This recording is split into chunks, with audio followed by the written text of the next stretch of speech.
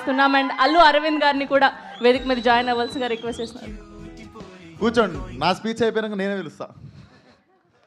మీరుంటే నాకు కూడా ప్రెజర్ అవుతుంది, ఇప్పుడు నిల్చోబెట్టేసి మాట్లాడేస్తున్నాను. సో చాలా రోజులు అయింది. మీడియా మిత్రులందరికీ నమస్తే. అందరు బాగున్నారా? సో ఏం బాసు, ప్రొడ్యూసర్ అయినాక స్మార్ట్ అయినావు నువ్వు. యూజువల్లీ రివర్స్ ఉంటుంది సార్. సినిమాలు ప్రొడ్యూస్ చేసే కొద్దీ ఎండిపోయి నవ్వు మాయమైపోయి జుట్లు ఊడిపోయి ఇట్లుంటుంది పరిస్థితి. కానీ అల్లు అరవింద్ గారి గ్యాంగ్ ఒకటి హ్యాండ్సమ్ ప్రొడ్యూసర్స్ గ్యాంగ్ అనమాట. అట్లెట్లా సార్ ఎస్కేఎన్ గారు, బన్నీవాస్ గారు, ధీరజ్ గారు, ఇప్పుడు వాసు ప్రొడ్యూస్ చేసే కొద్దీ ఊడిపోవాలి, కానీ ప్రొడ్యూస్ చేసే కొద్దీ ఇట్లా మీ జుట్టు కూడా స్ట్రాంగ్ ఉంది కదా సార్. సో అది సార్ మొత్తానికి. అవును సార్, ఏం సార్ ఏమన్నా పగనా సార్? నేనంటే ఎక్కడ ఆడిషన్ గీత ఆడితే నేను వచ్చిస్తా సార్, మళ్ళీ ఫస్ట్ సినిమాలకి ఆడిషన్ ఇస్తా sir.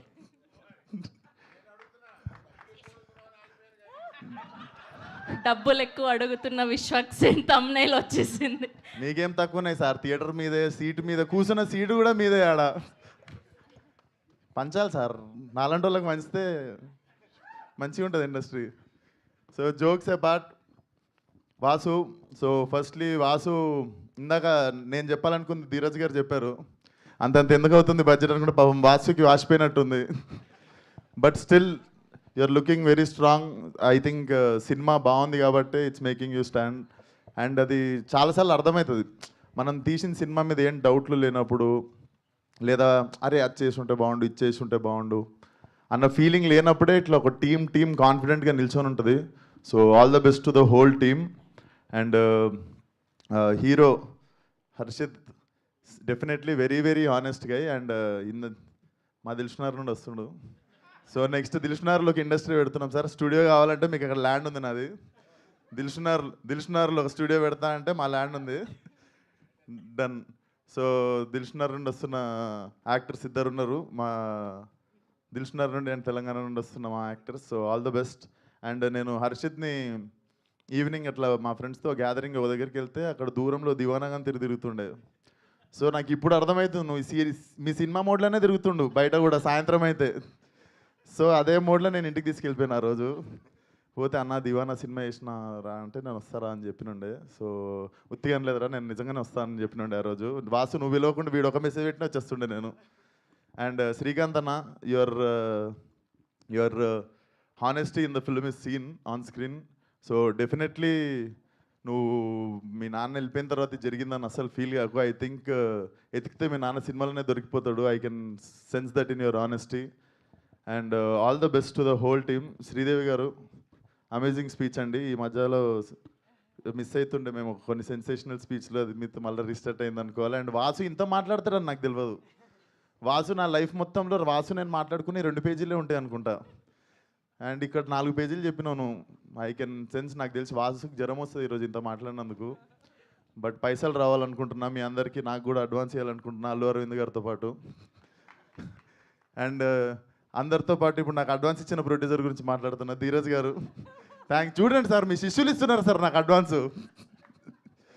So Deewana should be a blockbuster definitely. Harshith జర లవర్ బాయ్లో కరువు అవుతుంది అంటే నేను కూడా మెల్ల స్మార్ట్ అయినా, నువ్వు కూడా వచ్చేసినావు. సో యూ కెన్ సీ కొంచెం లవర్ బాయ్స్ దగ్గరని చెప్పి అనుకుంటుంటే ఇప్పుడు గర్ల్స్ అందరికీ హర్షిత్ వస్తున్నాడు ఇప్పుడు. So all the best to the whole team. And Eshwar garu అద్భుతమైన మ్యూజిక్ ఇచ్చారు. 40 స్పీకర్ల కాన్సెప్ట్ చాలా బాగుంది సార్. నేను కూడా ఎప్పుడన్నా మీకు పెడతా 40 స్పీకర్లకు పని. And Krishna master, how are you? Super. And Vamshi Pachipulusu మన DOP bro, thank you so much. నాకు కుదరలేదు, నాకు కూడా చాలాసార్లు హెల్ప్ చేసిండు. Thank you brother. రాకీకి కావచ్చు, ఈ always use to like 1 call away వచ్చి హెల్ప్ చేస్తుండే. Thank you Vamshi. And thank you మీరు అసలు మీకు చిన్న సినిమా పెద్ద సినిమా ఆ సినిమా ఈ సినిమా ఏం లేదు, ప్రతి సినిమాని జబర్దస్త్ ప్రమోట్ చేస్తారు. కాదు, అక్కడ కూడా 1 సైడెడ్ లవ్ స్టోరీ, అబ్బాయిలే గొప్ప అన్నారు. కనీసం అమ్మాయి గురించి ఒక్క విషయం నేను చెప్పాలి. ఎవరు గొప్పను చెప్పాలి? చెప్పండి. తప్పు లేకుండా సారీ చెప్పేటోడు గొప్ప. ఫెంటాస్టిక్ అసలు. ఓకే, సో మీకు కూడా 1 సైడెడ్ లవ్ స్టోరీలు బాగానే ఉండుంటాయి, క్రష్లు లాంటివి. అలాంటిది ఏదైనా ఒక మెమొరీ షేర్ చేస్తే. లైఫ్ అంతా 1 సైడే సరిపోయిందండి. ఒక్క మెమరీ చెప్పండి.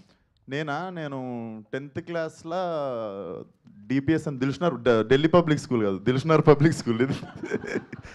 సో మా డాడీ బైక్ దొంగతనంగా తీసుకొని డిపిఎస్ బయటకు పోయి బండి ఆపుకొని 1 year చూసినా కానీ అమ్మాయితో మాట్లాడలే 1 year. అయ్యయ్యో. ఎవ్రీ వీక్ పోతుండే. సో నాకు వన్ సైడ్ మీరు అది అన్నగానే నాకు డైరెక్ట్ డిపిఎస్ఏ గుర్తొచ్చింది.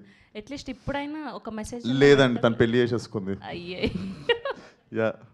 Okay, so and Allu Aravind గారిని స్టేజ్ మీదకి రావాల్సిందిగా కోరుకుంటున్నాను.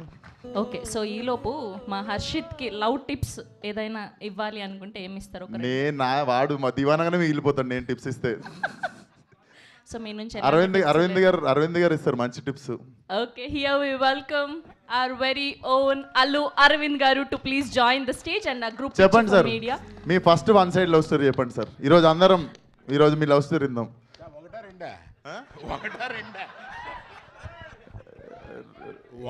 రెండోది ఇప్పటికి స్విచ్ ఆన్ ఉందా సార్? వన్ సైడ్ అన్న తర్వాత ఎన్నన్నా ఉంటాయి. ఇప్పుడు ఒకటేనా సార్? ఇప్పుడు ఒకటే, సారీ. పర్లేదు, నా వయసుని బట్టి అడుగుతున్నాం అనుకోవట్లాగా. అంతే కదా సార్, మనం యూత్. ఇవాళ ఏముందా, ఇవాళ లవ్ బిగిన్ అవుద్ది. 2 జనం లేని సినిమాలకి వెళ్ళి, అంటే ఎక్కువ హిట్ కానీ కార్నర్ సీట్లో కూర్చొని ఆ తర్వాత 2 షాపింగ్లకి వెళ్ళి ఇవాళ లవ్ ఓయోలో ఎండ్ అవుతుంది. అంటే ఏంటి సార్, నాకు తెలియదు. ఇంత అరుస్తున్నారంటే తెలియలేదు. అంటే ఏంట్రా? ఒక గ్రూప్ పిక్చర్.